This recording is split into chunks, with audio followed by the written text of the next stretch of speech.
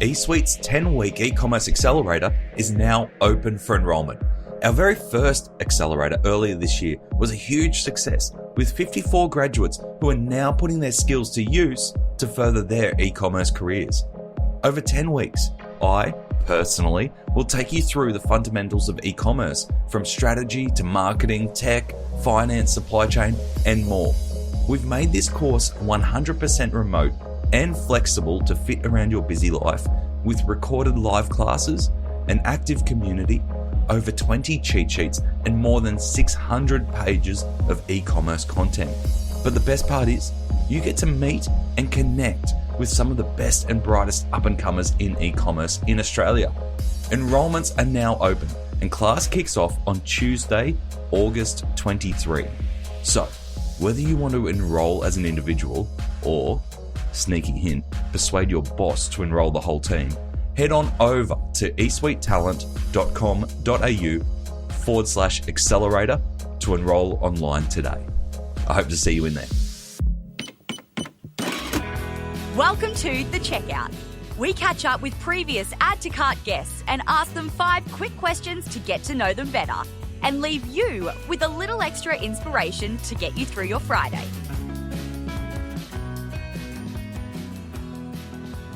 Today's checkout comes from our explainer partner, Wayflyer, and it features their co-founder and CEO, Aidan Corbett. Wayflyer delivers short-term e-commerce funding to help unlock cash flow for activities that truly drive growth, such as marketing and inventory. Founded in 2019, today they have over 1,000 e-commerce customers all over the globe. In this short amount of time, they've delivered $700 million of funding for e-commerce businesses. They have an office and a team in Sydney and have helped unlock growth for Australian e-commerce brands, including Stax, King Kong Apparel, and Black Swallow.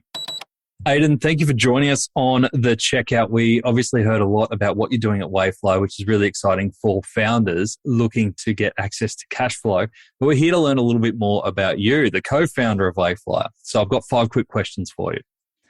Number 1, what's the weirdest thing that you've ever bought online? Nathan, I'm not sure I bought anything very weird online, but the last thing I did buy online was a wine decanter, and that has thankfully arrived without breaking in the post. But that was the last thing I've bought online. Probably not the weirdest thing, but the last thing I got. Very useful, very useful. All right, number 2. Who is your favorite retailer? Probably a tricky spot given how many you're working with. True. I'm actually going to be very boring on this. I only buy clothes from like 1 or 2 brands, not because I like those clothes, because I'm quite lazy. And those brands are All Saints and Reese. So I should probably give them a shout out because 99% of my wardrobe is made up of both those brands. I like to keep things simple. Is that the founder's strategy of the kind of keep everything uniform? So you don't. I don't care about sartorial issues as much as I should, or as much as my wife tells me to. So it's more laziness than it is any kind of decision making rationalization. Yeah, brilliant. All right, number 3. Which retail fad do you wish was history? This is a recent fad, but anything to do with like NFTs or the metaverse, I just don't see any way in which that's not a pyramid scheme.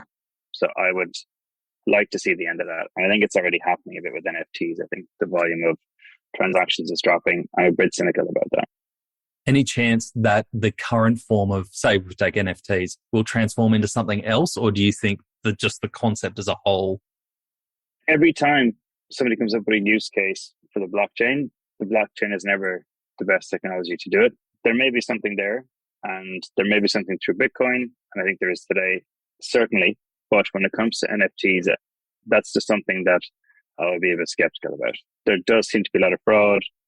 Yeah, it's a little bit suspect. That's the one thing I would probably stay away from if I was a retailer. Good stuff. All right, number 4. Can you recommend a book or a podcast that our listeners should immediately get into? There's a really great business book called 7 Powers by Hamilton Helmer. That would be a book I'd really recommend. For a podcast, I would recommend a podcast called Acquired. It's a great podcast.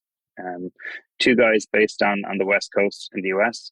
And each week they go really, really deep into a major company that's IPO'd. So Airbnb is one, Dropbox is another, but they get amazing information on the companies and they tell the stories from the very early days. So that's probably my favorite business podcast. It's one called Acquired. Awesome. Great tip. Thank you. And the last one I have for you, finish this sentence. The future of retail is? Not paid social.